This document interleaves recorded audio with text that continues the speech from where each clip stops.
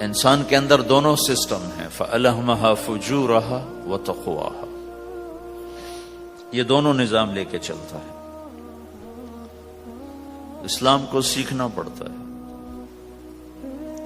اور اسلام کے لیے جو سب سے بڑا سرمایہ ہے، جیسے آپ بازار میں جاتے ہو، دکان کھولتے ہو، پھیری لگاتے ہو، تو اس کے لیے پیسہ چاہیے، ڈالر چاہیے۔ ڈالر کے بغیر آپ کاروبار نہیں کر سکتے۔ اسلام کے لیے ایمان چاہیے، ایمان کے بغیر اسلام پہ چلا نہیں جاتا، جانتا ہوگا چل نہیں سکے گا۔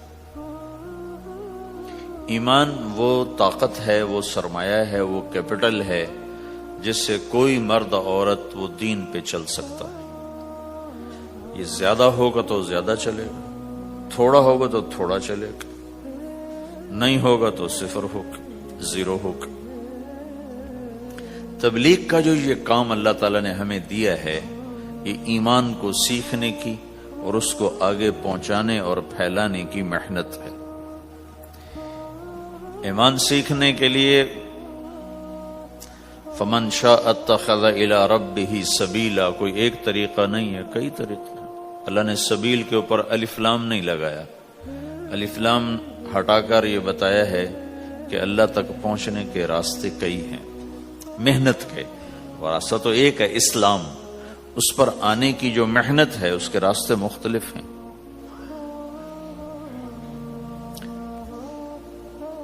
ہاں، آگے پہنچانے کے لیے تبلیغ کے سوا اور کوئی راستہ کوئی نہیں۔ یہاں آ کر تبلیغ منفرد کا کام منفرد ہو جاتا ہے کہ کسی محنت میں گشت کوئی نہیں سوائے تبلیغ، صرف تبلیغ ہے جس میں گشت ہے کہ خود چل کے جاؤ۔ اگر میرے پاس وہ میرے کالج کا لڑکا نہ آتا تو مجھے تو نہیں پتا تھا تبلیغ کیا چیز، نہ دین کا پتا تھا نہ دنیا کا پتا تھا۔ تو کوئی چل کے آیا اور اس نے ہاتھ پکڑا، اور دعوت ہے ہی بے طلبوں کے لیے، مدرسہ تو طلب والوں کے لیے، وہاں تو تعلیم ہوتی، تبلیغ نہیں ہوتی۔ خانقاہ تو طلب والوں کے لیے ہے، اور دعوت بے طلب لوگوں کے لیے، جو سننا نہیں چاہتے، جو قریب نہیں آنا چاہتے۔ اور ایسا طبقہ کروڑوں اربوں کی تعداد میں موجود، انہیں دین پر لانے کے لیے یا دین کی بات ان کے کان میں ڈالنے کے لیے سوائے گشت کے اور کوئی عمل کوئی نہیں۔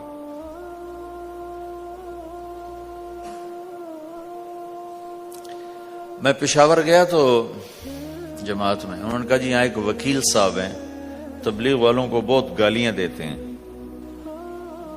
شکل دیکھتے ہی گالیاں دینا شروع کرتے ہیں۔ آپ کے علاقے کے؟ آپ کے علاقے کے؟ میں کہا اچھا ملاؤ۔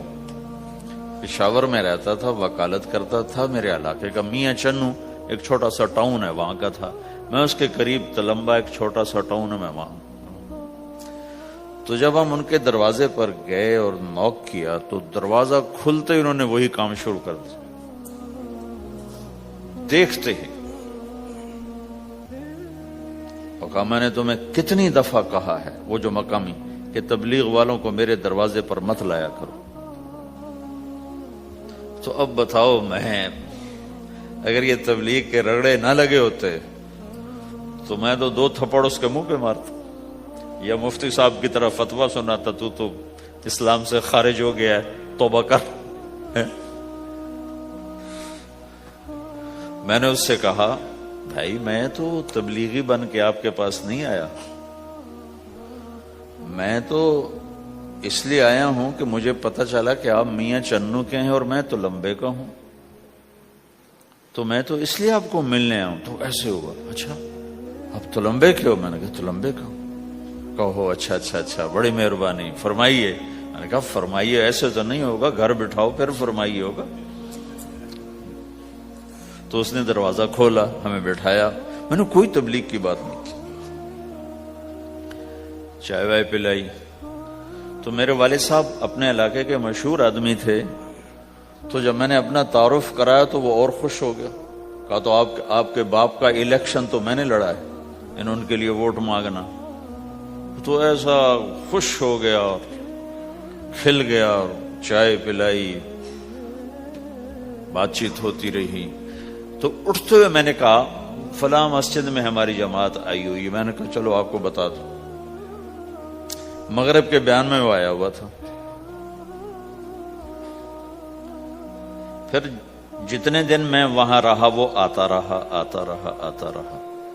میں واپس چلا گیا. بیچ میں کئی سال گزر گئے. لاہور کیولری گراؤنڈ ایک مشہور جگہ، وہاں میرا بیان تھا. جو کرکٹر آئے ہوئے تھے، ان کو ہم نئے سعید انور، انضمام، مشتاق، ان کو ہم قریب کر رہے تھے. اس وقت نئے ان کو قریب کر رہے تھے. تو یہ لوگ آئے ہوئے تھے. تو بیان کے بعد ان کو لے کر ہم ایک کمرے میں بیٹھے. اس کمرے کی دیوار شیشے کی تھی. تو لوگ اندر آنے کی کوشش کر رہے تھے تو ان پہرے والے ان کو روک رہے تھے. تو اس میں سے ایک آدمی منہ اوپر کر کے میری طرف سے اشارہ کرے. تو میں نے دیکھا تو ایک آدمی کی بڑی داڑھی اور وہ مجھے ایسے اشارہ کر رہا ہے. میں نے نہیں پہچانا. تھوڑی دیر کے بعد میں نے غور سے دیکھا تو وہ وہی وکیل صاحب پشاور والے. تو میں نے وہ بھائی ان کو اندر بلاؤ. وہ اندر آئے تو میں اٹھ کے ملا. کہنے لگے یہ دیکھو یہ تمہارا ایک گشت. میرا وقت بھی لگ چکا ہے. بدنوں کا چلہ لگا ہے یا 3 چلے لگے ہیں. تو جو دیکھو نا، آپ میں سے کئی لوگ پھیری لگاتے ہیں، جس کو گجرا پھیری لگاتا ہوں. پھیری میں پہلے سمجھا ہی نہیں. پھیری تو کہتے ہیں چھوٹے جہاز کو جو سمندر میں چلتا ہے. میں سمجھا یہ پھیری لگاتے ہیں. پھیری، اور وہ تو گجراتی میں پھیری کہتے ہیں پھیری کو. تو پہلے تو میں چکر کھاتا رہا کہ یہ کیا ہے پھیری. پھیری تو چھوٹے جہاز کو کہتے ہیں، چھوٹا بحری جہاز. تو پھر بعد میں کسی نے کہا کہ یہ چل پھر کے سودا بھیجا. اچھا پھیری کو پھیری کہہ رہے. تم خدا کو خدا کر دیتے ہو. خدا کا شکر. ایک تو خدا لفظ ہی میں نے پہلے کہا تھا بولنے کا نہیں ہے. ایک اس کو خدا کو خدا کر دیتے ہو. خدا کی قسم. تو تم پھیری لگاتے لگاتے گاہک بنا لیتے ہو. نہیں بناتے ہو؟ پھیری لگاتے لگاتے تم اپنے گاہک بنا لیتے ہو. یہی تبلیغ کا کام ہے کہ پھیری لگاؤ، لوگوں کے در کھٹکھٹاؤ. کوئی لے گا کوئی نہیں لے گا. جو آپ لوگ پھیری لگاتے ہو تو سارے آپ سے سودا لیتے ہیں؟ نہیں لیتے. کوئی لیتا ہے کوئی نہیں لیتا. لیکن آپ جاتے رہتے ہو. آہستہ آہستہ آپ اپنا اتنا کام کر لیتے ہو کہ آپ کی روٹی چل جاتی. تو سارے نبیوں نے پھیرا لگایا. کوئی نبی گھر نہیں بیٹھا کہ میرے پاس کوئی آئے گا تو اسے سکھاؤں گا. ہر نبی نے پھیرا لگایا. اور داؤد علیہ السلام نے ایک دفعہ یہ کیا، ایک بڑا عبادت خانہ بنایا اور اس کی دیواریں اونچی کر دی. اتنی اونچی کہ اندر کوئی جا نہ سکے.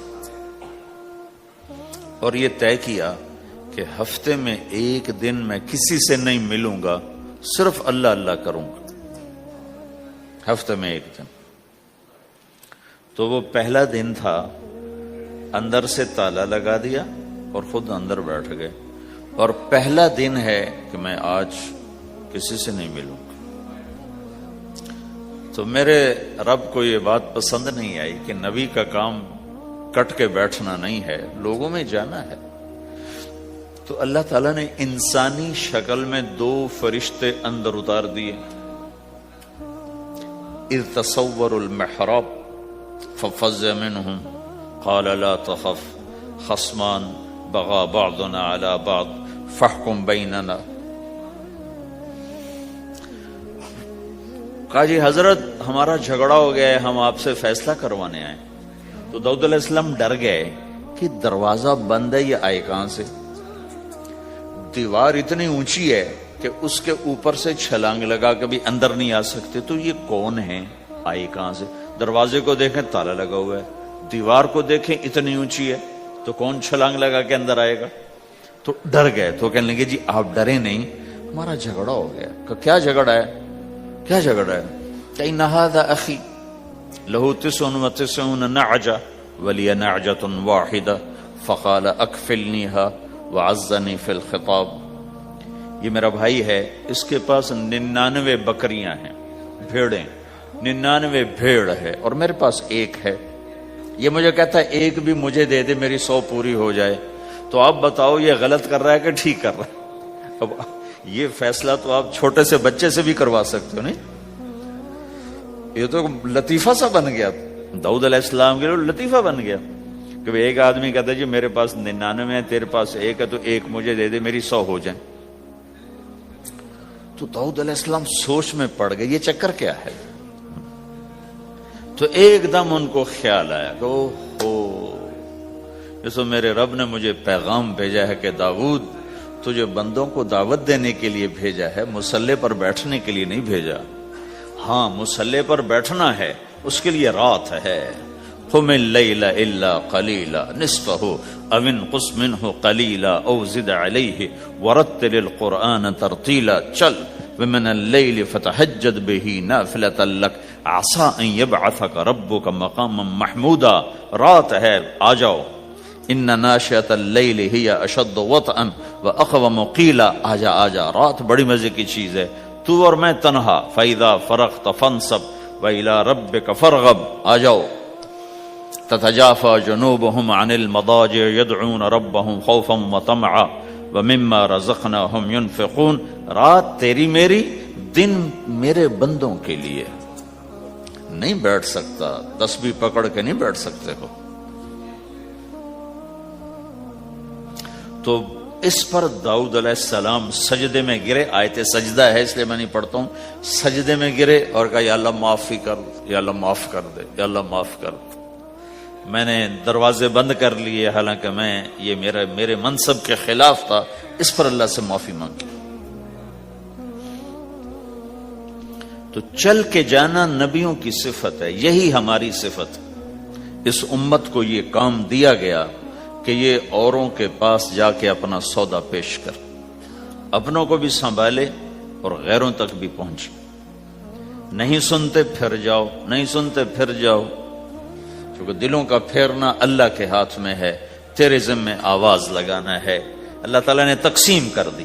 قم اللیل الا قلیلا، رات اللہ کے پاس آ جا.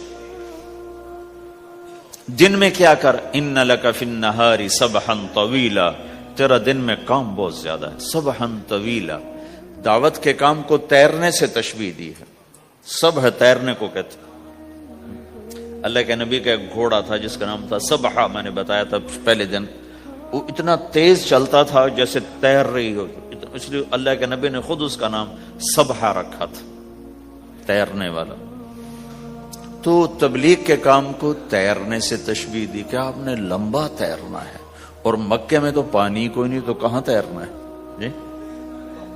سارے مکے میں پانی کا قطرہ کوئی نہیں زمزم کے کنویں کے سوا، تو تیرنا کہاں ہے؟ یہ اس دعوت کے کام کی بڑی خوبصورت تصویر ہے. سبحا طویلا. حالانکہ اللہ فرماتا ہے ان لک فی النہار شغلا طویلا عملا عظیما جہدا طویلا، لیکن سبحا طویلا. جو آدمی چل رہا ہوتا ہے اگر وہ بیٹھ جائے تو کوئی نقصان تو کوئی نہیں. گاڑی چلا رہا ہے، کہیں گاڑی روک لے تو کوئی نقصان تو کوئی نہیں، تھوڑی دیر سے پہنچ جائے گا. کہیں گاڑی کھڑی کر کے کافی پینے لگ گیا تو کوئی مسئلہ تو کوئی نہیں ہے، آدھا گھنٹہ دیر سے گھر پہنچ جائے گا. تیرنے والا پانی میں اتر گیا، اب یہ رک سکتا ہے؟ کیوں بھائی؟ اگر یہ کافی پینے کا ارادہ کرے تو کہاں جائے گا؟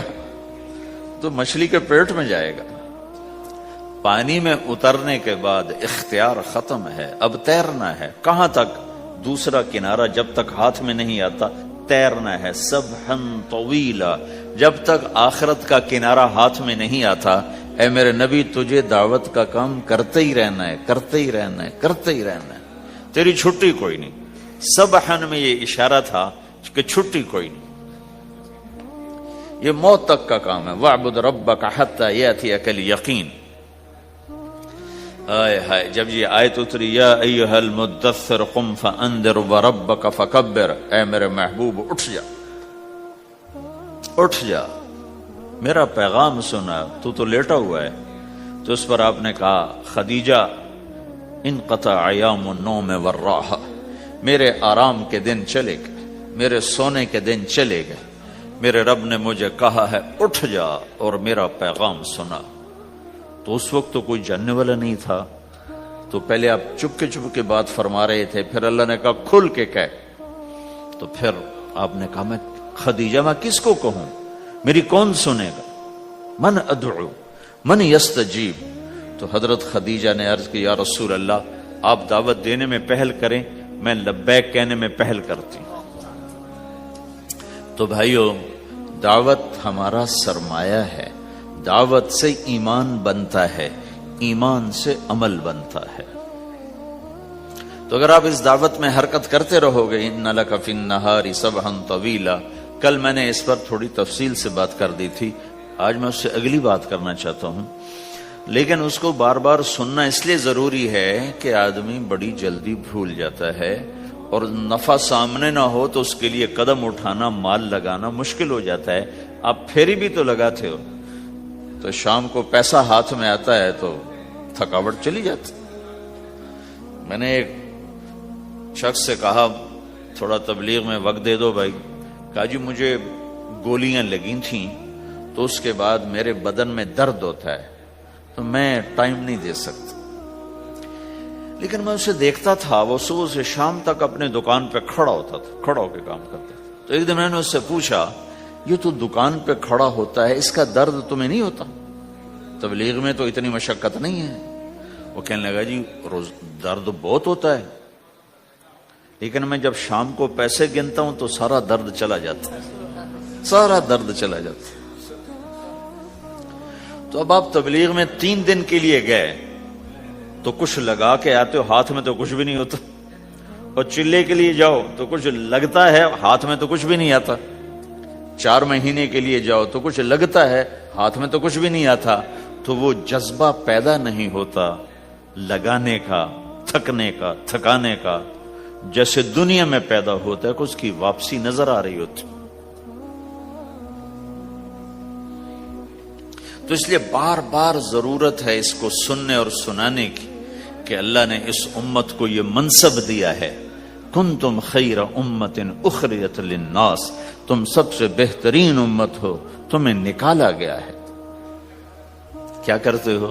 تأمرون بالمعروف وتنہون عن المنکر وتؤمنون باللہ، بھلائی کی بات کرتے ہو، برائی سے روکتے ہو، صلہ مجھ سے لیتے ہو، تؤمنون باللہ، صلہ مجھ سے لیتے ہو، اللہ پہ ایمان لاتے ہو۔ کل بھی میں نے کہا تھا کہ ہر مسلمان کے ذمے دعوت ہے، عمل کرے یا نہ کرے۔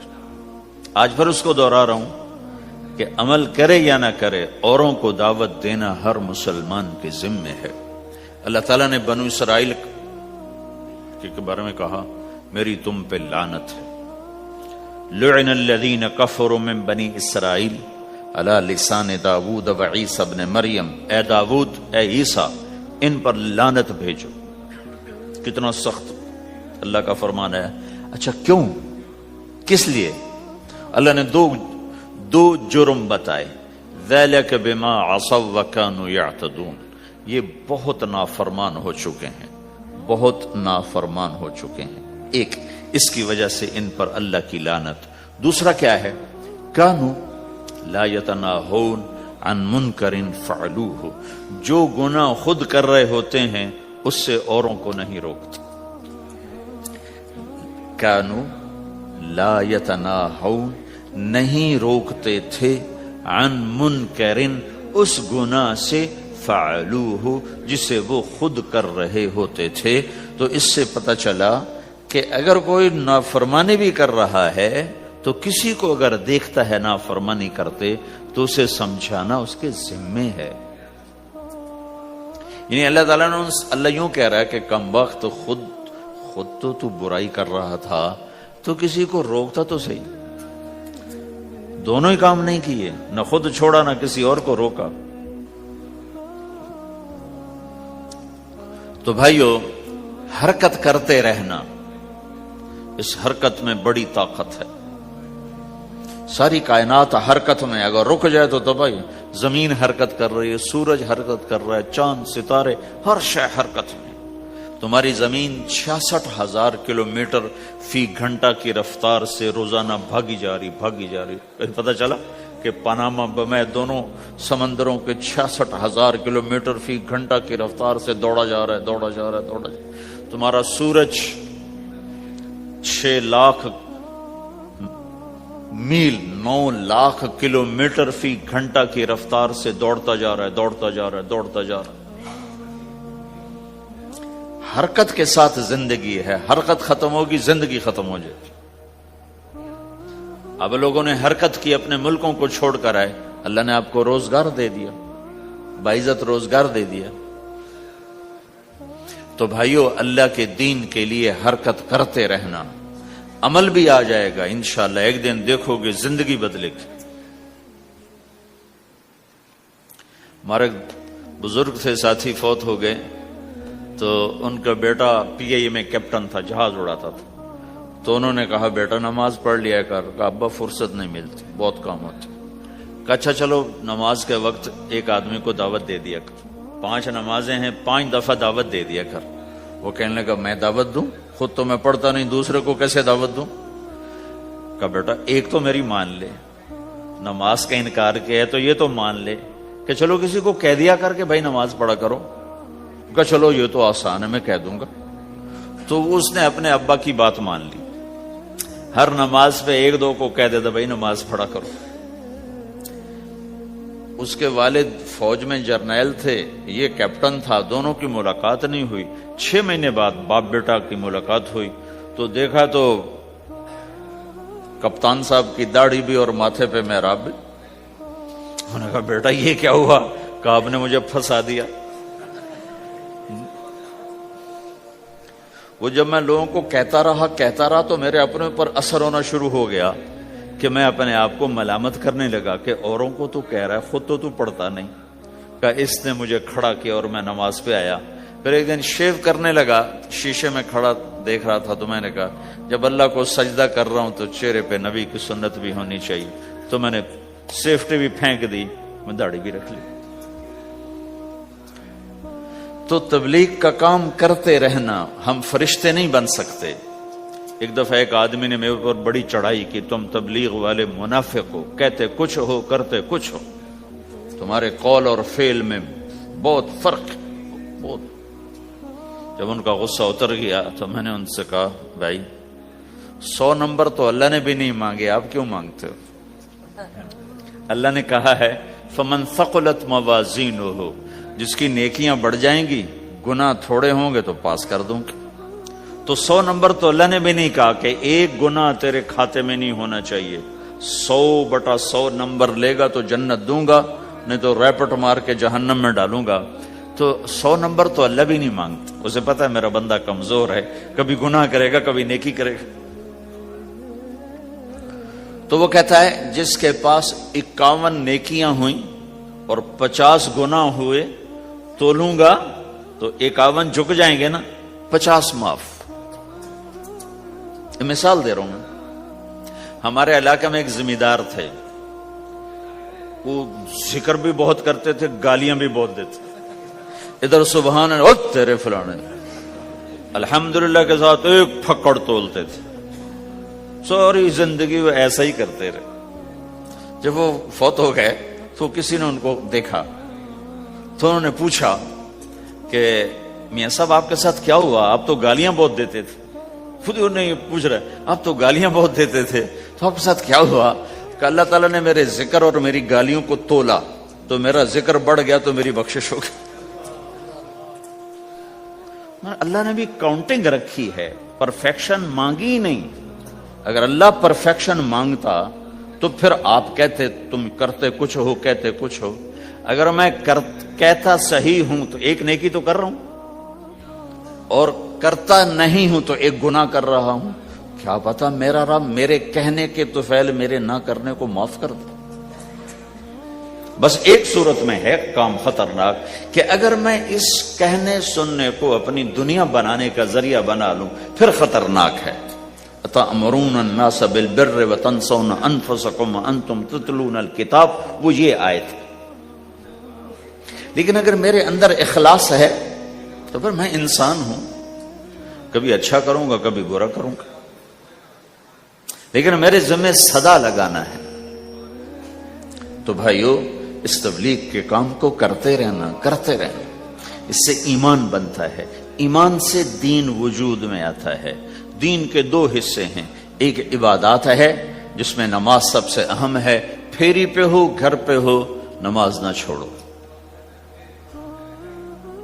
رمضان کے روزے ہیں، اللہ پھر رزق زیادہ دے دے، حج کرو، زکوٰۃ دو.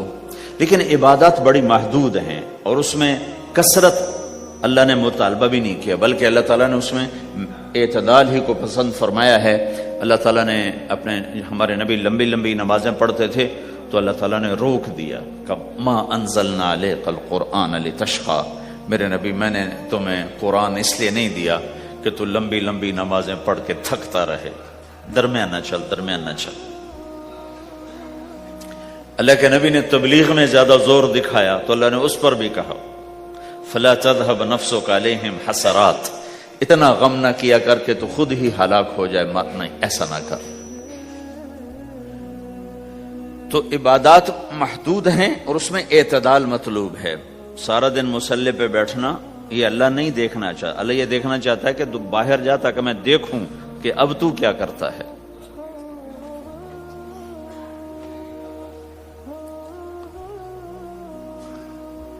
دوسرا حصہ اس کا اخلاقیات ہے، آپس کی معاشرت ہے. دین جو اثر انداز ہوتا ہے وہ معاشرت سے اثر انداز ہوتا ہے، عبادت سے نہیں. عبادات سے نہیں. عبادت تو مسجد کے اندر ہے یا مصلی پر گھر کے اندر ہے، روزہ اندر کی چیز ہے، حج بیت اللہ میں ہے، زکوٰۃ مسلمان کو دی جاتی ہے. تو دنیا میں دین پھیلنے کے لیے اور اپنوں کو دین کے قریب کرنے کے لیے جو سب سے بڑا عمل ہے وہ بھائیو اچھے اخلاق. یہ دوسرا حصہ میں آج بیان کرنا چاہتا ہوں. اللہ کے نبی نے فرمایا ایو عرل اسلام اوثق، مجھے بتاؤ اسلام کا سب سے مضبوط عمل کیا ہے؟ تو صحابہ نے کہا الجہاد. یا رسول اللہ جہاد. اسلام کا سب سے مضبوط عمل کیا ہے؟ صحابہ نے کہا جہاد. تو آپ نے کہا وحسن وما هو به، ہاں جہاد بہت اچھا عمل ہے لیکن سب سے بڑا عمل نہیں ہے، سب سے مضبوط عمل نہیں ہے. ان کا جی الصلاۃ نماز. تو آپ نے کہا ہاں وحسنۃ وما هي بها، نماز بھی بہت اچھی چیز ہے لیکن وہ نہیں جو میں پوچھ رہا ہوں، سب سے اعلیٰ، سب سے اوپر، سب سے مضبوط نہیں. تو انہوں نے کہا جی الحج، حج. تو آپ نے کہا حج بھی بہت اچھا عمل ہے لیکن وہ نہیں جو میں نے پوچھا ہے. پھر صحابہ نے کہا جی روزہ، آپ کا روزہ بھی بہت اچھا ہے لیکن وہ نہیں جو میں نے پوچھا ہے. تو پھر صحابہ نے کہا یا رسول اللہ پھر آپ ہی بتائیں، ہمیں تو نہیں پتا. تو ہمارے نبی عبادات سے اوپر لا رہے ہیں، اپنے ساتھیوں کو عبادات پہ قائم کر دیا. ہر آدمی نمازی بن چکا ہے، ہر آدمی روزے دار بن چکا ہے، ہر آدمی مالدار زکوٰۃ دینے والا بن چکا ہے، اور ہر آدمی حج کا جذبہ پیدا کر چکا ہے. اب آپ ان کو اخلاق پہ لانا چاہتے ہیں، چونکہ اسلام کی تکمیل اخلاق سے ہے. اسلام کو تشبیہ دی گئی ہے گھر کے ساتھ، بنی الاسلام علی خمس. تو بنیا کا لفظ عمارت پر بولا جاتا ہے. تو اسلام کی بنیاد میں ہے کلمہ، نماز، روزہ، حج، زکوٰۃ. اگر اس مسجد کی بنیادیں بھر دی جائیں تو اس کو مسجد تو نہیں کہیں گے نا. ہاں جی بنیادیں ڈال دی ہیں، چھت ڈالنی ہے. جب چھت پڑے گی تو پھر یہ مسجد کہلائے گی. تو اسلام کی بنیاد قائم ہو چکی تھی، اب آپ چھت ڈالنا چاہتے تھے. چھت کیا ہے؟ وہ اچھے اخلاق ہیں. تو اب آپ ان کو اوپر لا رہے ہیں. تو آپ نے جب پوچھا تو انہوں نے وہی کہا جو انہوں نے ابھی سیکھا تھا، نماز، روزہ، جہاد، حج. لیکن آپ نے سب کی نفی کر دی، نہیں یہ بھی نہیں، یہ بھی نہیں، یہ بھی نہیں، یہ بھی نہیں. اچھا یا رسول اللہ آپ بتائیں. تو آپ نے فرمایا ان اوثق عر الاسلام الحب للہ والبغض للہ، اسلام کا سب سے مضبوط عمل وہ آپس میں اللہ کے لیے محبت کرنا ہے. اسلام کا سب سے مضبوط عمل وہ آپس میں اللہ کے لیے محبت کرنا ہے. اسلام کا سب سے مضبوط عمل وہ محبت ہے. اللہ کے لیے بغض ہے، اللہ کے لیے محبت ہے، یہ اسلام کا سب سے مضبوط عمل ہے. تو بھائیو، یہ چھوٹا سا معاشرہ اسلامی بن جائے، اس کے لیے بنیاد میں نے پہلے بتا دی، اب چھت بتا رہا ہوں، وہ ہیں اچھے اخلاق. اللہ تعالیٰ نے جب ہمارے نبی نے نماز لمبی پڑھی تو اللہ نے کہا درمیانی پڑھو. میں نے ابھی بتایا تبلیغ میں دکھ زیادہ جھیلا تو اللہ نے کہا درمیانہ چلو. لیکن جب اللہ کے نبی نے اخلاق بلند کیے، اخلاق،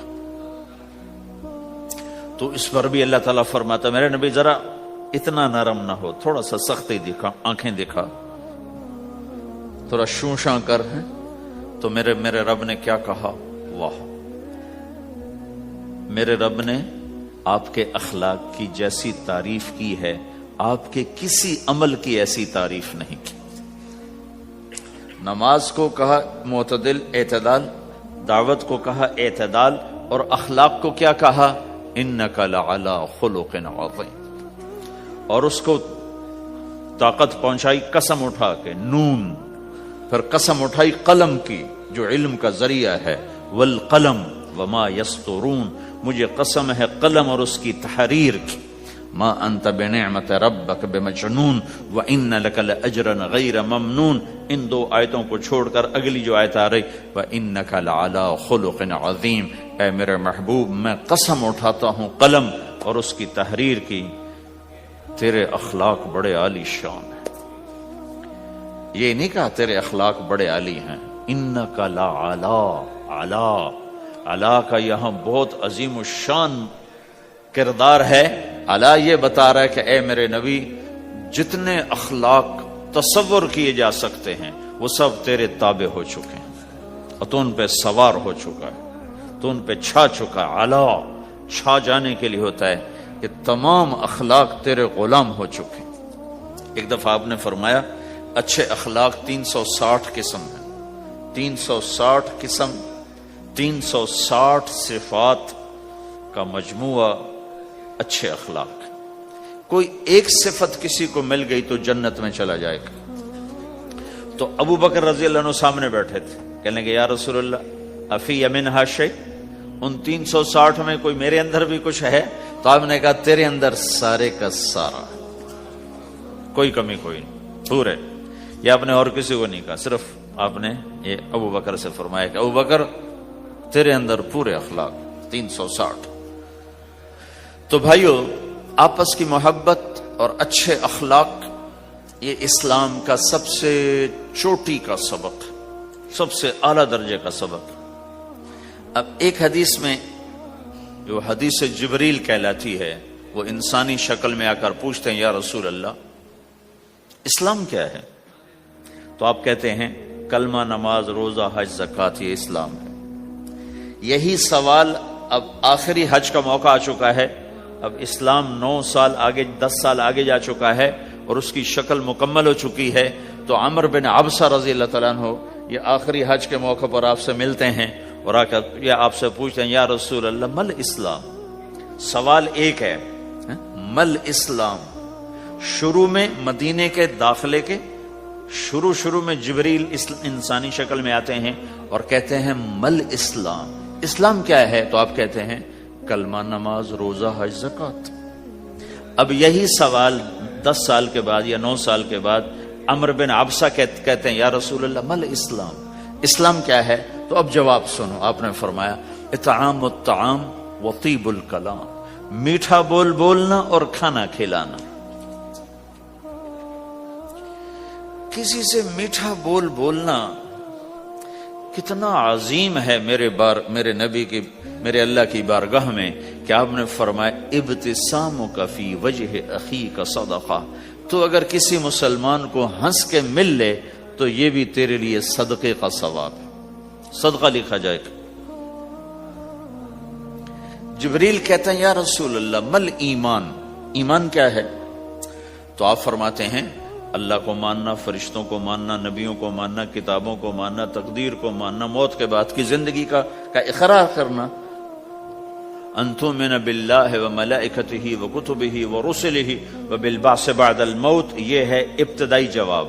اب یہی سوال عمرو بن عبسہ کرتے ہیں 9 سال کے بعد، یا رسول اللہ مل ایمان، ایمان کیا ہے؟ تو آپ نے فرمایا الصبر والسماحہ، صبر کرنا، معاف کرنا۔ سوال ایک ہے، جواب 2 ہیں، کیوں کہ جگہ اور نوعیت بدل چکی ہے۔ ابتدائے اسلام ہے تو عبادات بتائی جا رہی ہیں، انتہائی اسلام ہے تو اخلاق بتائے جا رہے ہیں کہ اے عمر، ایمان کیا ہے؟ صبر کرنا، معاف کرنا، صبر کرنا، معاف کرنا۔ تو بھائیو، جو ہمارا معاشرہ بنے گا اسلامی، گھر میں باہر، وہ بنے گا اچھے اخلاق سے، عبادت سے نہیں، علم سے نہیں، تبلیغ سے نہیں، وہ بنے گا اچھے اخلاق سے، میٹھے بول بولنے سے، درگزر کرنے سے، معاف کرنے سے، سہ جانے سے، اور بازار میں سچائی۔ بازار میں میٹھا بول نہیں، وہ تو ہر تاجر مسکرا کے ملتا ہے، ہاں وہ تو کاروبار ہے مسکرانا۔ سچا بول، الصدق ینجی والکذب یہلک، میرے نبی نے فرمایا سچ نجات دیتا ہے اور جھوٹ ہلاک کر دیتا ہے۔ تو بازار کے اخلاق ہیں صحیح بولنا، صحیح تولنا، دھوکہ نہ دینا۔ میرے نبی سے پوچھا گیا یا رسول اللہ مسلمان بزدل ہو سکتا ہے، ڈرپوک؟ آپ نے کہا ہو سکتا ہے۔ کہ یا رسول اللہ مسلمان بخیل ہو سکتا ہے، بخیل کنجوس؟ آپ نے کہا ہو سکتا ہے۔ کہ یا رسول اللہ مسلمان جھوٹ بول سکتا ہے؟ آپ نے کہا جھوٹ نہیں بول سکتا۔ آپ نے فرمایا میں اپنے امت میں ہر عیب کی توقع رکھتا ہوں کہ میرا امتی ہر گناہ کر سکتا ہے لیکن 2 کام نہیں کر سکے گا اگر وہ میرا امتی ہے، ایک جھوٹ کبھی نہیں بولے گا، ایک دھوکہ کبھی نہیں دے گا۔ اور یہ دونوں کام ہمارے پورے عروج پر ہیں۔ تو مسلمان دھوکہ نہیں دیتا کسی کو، مسلمان جھوٹ نہیں بولتا۔ تو اللہ کے نبی نے یہ نہیں فرمایا جو نماز نہیں پڑھتا وہ وہ مجھ سے نہیں ہے، میری امت میں سے نہیں، جو روزہ نہیں رکھتا میری امت میں سے نہیں ہے، زکوٰۃ نہیں دیتا میری امت میں سے، یہ نہیں کہا۔ آپ نے کہا من غش فلیس منا، جس نے کسی کو دھوکہ دیا وہ میری امت میں سے نہیں، میری امت سے خارج۔ تو آپ کی تجارت پاناما میں ایسی تجارت ہو کہ وہ اسلام کا بولتا ثبوت بن جائے۔ آپ کی جاب ہے تو ایسی ہو کہ اسلام کی پورا انڈونیشیا جو مسلمان ہوا ہے، مسلمان تاجروں کی تجارت سے مسلمان ہو۔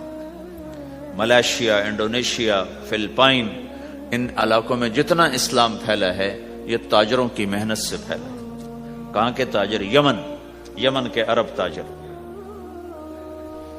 ان کے عالی اخلاق، ان کا سچا بول، ان کا صحیح ترازو، اس نے لوگوں کے قلوب کو پھیر دیا کہ یہ پیسے کا غلام نہیں ہے۔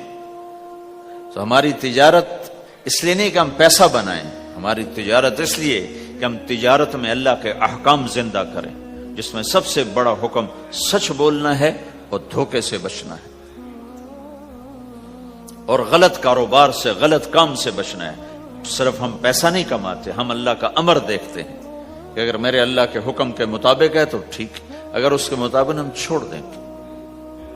تو بھائیو اپنی پہچان کرواؤ سچائی کے ساتھ، دیانت کے ساتھ، دھوکے سے بچتے ہوئے۔ ایک تاجر مجھے بڑے فخر سے بتا رہا، فیصل آباد کی بات، کہ جی میں صبح صبح قرآن پڑھ رہا تھا، دکان پہ بیٹھا ہوا، کپڑے کا تاجر۔ تو ایک گاہک آ گیا، کہا جی آپ قرآن پڑھ رہے ہو، بھلے آدمی لگتے ہو، تو میں نے بیٹی کے جہیز کے لیے کپڑا خریدنا ہے، تو میں نے کہا آپ سے خرید لیتا ہوں۔ تو وہ پھر ہنس کے کہنا جی میں نے 16 روپے میٹر والا کپڑا 48 روپے میٹر میں بیچ دیا۔ میں نے کہا واہ بھائی واہ، قرآن کی قیمت بڑی تھوڑی لگائی تو۔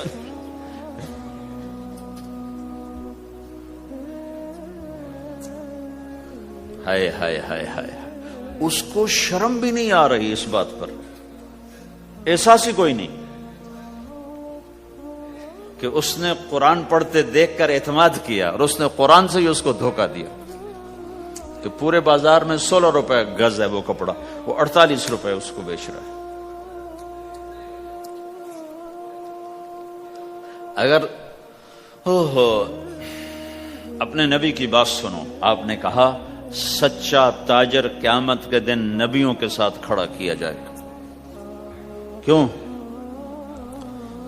کہ ہر موقع پہ جھوٹ بولا جا سکتا ہے، پروفٹ کمایا جا سکتا ہے، دھوکہ دیا جا سکتا ہے، فراڈ کیا جا سکتا ہے، اور اس سے بچتا ہے بچتا ہے بچتا ہے بچتا ہے، نہ اپنوں کو دھوکہ دیتا ہے نہ غیروں کو دھوکہ دیتا ہے۔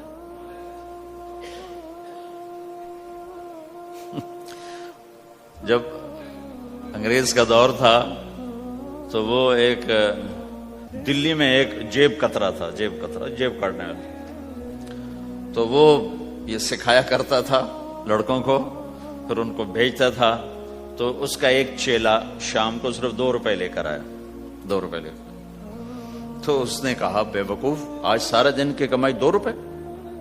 کہا استاد آج بہت بڑا مال مارا تھا،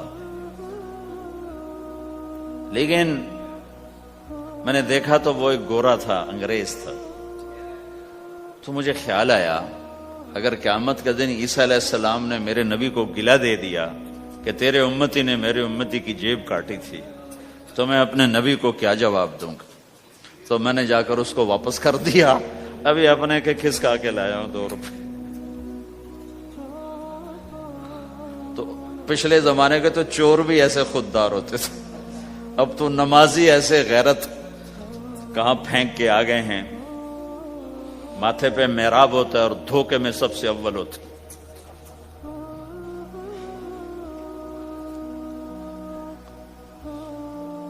تو ہمارا اسلام صرف اس مسجد کی 4 دیواری میں نہیں ہے، ہمارا اسلام تو بارش کے قطروں کی طرح پھیلا ہوا ہے، آسمان کی بلندی ہے، آسمان کی وسعت ہے، جیسے اس سے زیادہ ہمارے دین کی وسعت ہے۔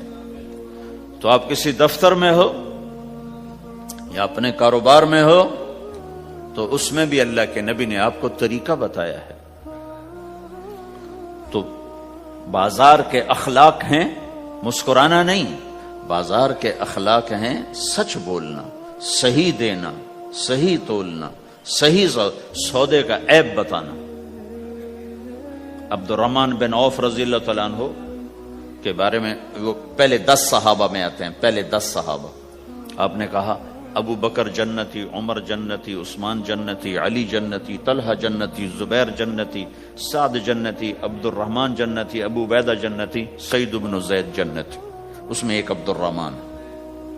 جب ان کا انتقال ہوا تو انہوں نے 3 ارب 10 کروڑ 20 لاکھ دینار چھوڑے ترکہ۔ ہمیں تو بڑا بیوقوف بنایا گیا، کاغذ کو کرنسی بنا کے دے دیا۔ کاغذ، کرنسی تو سونا ہوتا ہے جی، کرنسی تو سونے اور چاندی کو کہتے ہیں، کاغذ کے ٹکڑے کو تو کرنسی نہیں کہتے۔ اور اب کرنسی بھی لے کر وہ کارڈ پکڑا دیے، جیب بھی خالی، اب کرنسی بھی کاغذ بھی کوئی نہیں، خالی کارڈ۔ اس کو کیا کہتے ہیں کارڈ کو؟ Credit card, credit card. وہ ساری دنیا کو بیوقوف بنائے ہوئے، یا تو کاغذ پکڑائے ہوئے ہیں یا کارڈ کاغذ بھی اب واپس لے لیا، اب کارڈ پکڑا دیا۔ اور عبد الرحمن بن عوف نے جو پیسے چھوڑے وہ کاغذ نہیں تھے، کاغذ کی کیا حیثیت، پاکستان میں روز چھپ رہے ہیں، کاغذ کی کیا حیثیت۔ 3 ارب 10 کروڑ 20 لاکھ دینار سونے کے، اور ایک سکہ دینار اس وقت 4.5 ماشے کا ہوتا تھا۔ اب اس کو ملٹیپلائی کرو اور پورا پاناما خرید لیں وہ اس پیسوں سے. اور وہ ٹاپ لسٹ کے 10 صحابہ میں سے ایک. وہ فرماتے تھے میری تجارت کا یہ اصول رہا کہ میں نے کبھی ادھار نہیں خریدا، نہ کبھی ادھار بیچا، نہ کبھی ادھار خریدا. جو خریدے بھی ادھار اور بیچے بھی ادھار، اسے نیند کہاں آئے گی؟ دینے والے دیتے نہیں، لینے والے سر پہ کھڑے ہوتے. انہیں نہ بیوی اچھی لگتی نہ بچے سے لگتی، وہ گھر میں بیٹھ کے بھی گھر میں نہیں ہوتے. تو آپ نے فرمایا نہ میں نے کبھی ادھار خریدا نہ کبھی ادھار بیچا، نقد خریدا نقد بیچا. دوسرا میرا اصول یہ رہا کہ میں نے کبھی سٹاک نہیں کیا، جب مجھے پروفٹ ملا میں نے فوراً بیچ دیا. انتظار نہیں کیا 1 ہفتے بعد بیچوں گا ریٹ بڑھ جائے گا. جس دن مجھے پروفٹ ملا 1 پیسہ بھی ملا تو میں نے فوراً بیچ دیا. تیسرا اصول یہ تھا کہ میرے سودے میں کوئی کمی یا عیب ہوتا تو میں اسے چھپاتا نہیں تھا، ظاہر کرتا تھا اس میں یہ کمی ہے بھائی، لینا تو لے لو، نہیں لینا تو چھوڑ دو. ہماری تو تجارت بھی جنت کا راستہ ہے. مدینے کے لوگ ذمہ دارا کرتے تھے، مکہ کے لوگ تجارت کرتے تھے. ان کی زراعت اور تجارت دین کے پھیلنے کا ذریعہ بن گئے. عبد الرحمن بن عوف رضی اللہ عنہ کا مال اللہ کے دین کے کام آیا. عثمان رضی اللہ عنہ کا مال اللہ کے دین کے کام آیا. جنگ تبوک میں 10,000 آدمیوں کا سامان حضرت عثمان اکیلے نے دیا. 30,000 کا لشکر تھا تو 1/3 10,000 کا سارا سامان عثمان رضی اللہ عنہ نے اپنے گھر سے دیا. اور وہ پیسے دینار لا کے پیش کیے نا تو اللہ کے نبی وہ دینار لے کر یوں کر رہے تھے، ایسے ایسے وہ کر رہے تھے ما علی عثمان اللہ یعمل بعد عثمان، آج کے بعد تو کچھ نہ کر، جنت واجب ہو گئی تیرے پہ.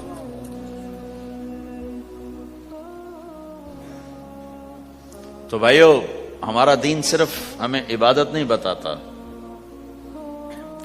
بازار کی زندگی بتاتا ہے کہ مسلمان بازار میں کیسے ہوتا ہے.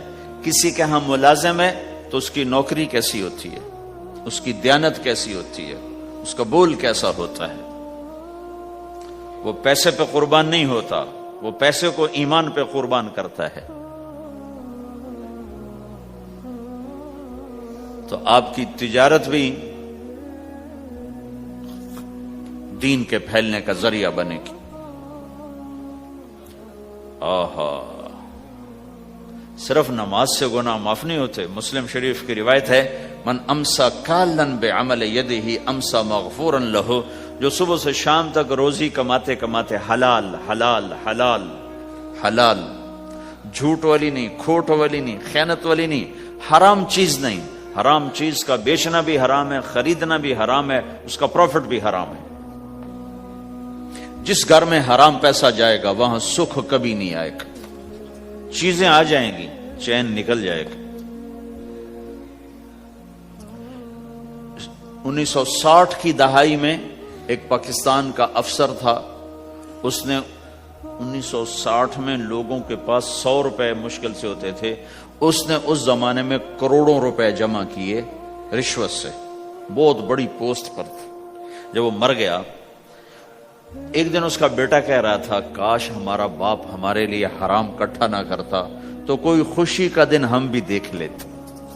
جن کے لیے جمع کیا تھا کہ میرے بچے اب مزے سے، میں نے خود اپنے کانوں سے اس کو یہ کہتے ہوئے سنا کئی دفعہ، میں آج مر جاؤں میری بچی کو کسی کی پرواہ نہیں کہ میں نے اتنا پیسہ بنا دیا ہے. تو اسی کا بچہ یہ کہہ رہا تھا کاش ہمارا باپ ہمارے لیے حرام اکٹھا نہ کرتا تو ہم بھی کوئی خوشی کا دن دیکھ لیتے. تو اللہ کے نبی نے فرمایا من امسا کالن بعمل یدہ امسا مغفور لہ، جو صبح سے شام تک حلال کمانے میں تھکتا ہے اور تھک کے واپس آتا ہے تو اس کے اس دن کے سارے گناہ اللہ معاف فرما دیتا. تو ہمارا بازار بھی دین ہے بھائی، پھر ہمارا گھر بھی دین ہے، گھر کی زندگی دین ہے۔ میرے نبی نے گھر کی زندگی سمجھائی۔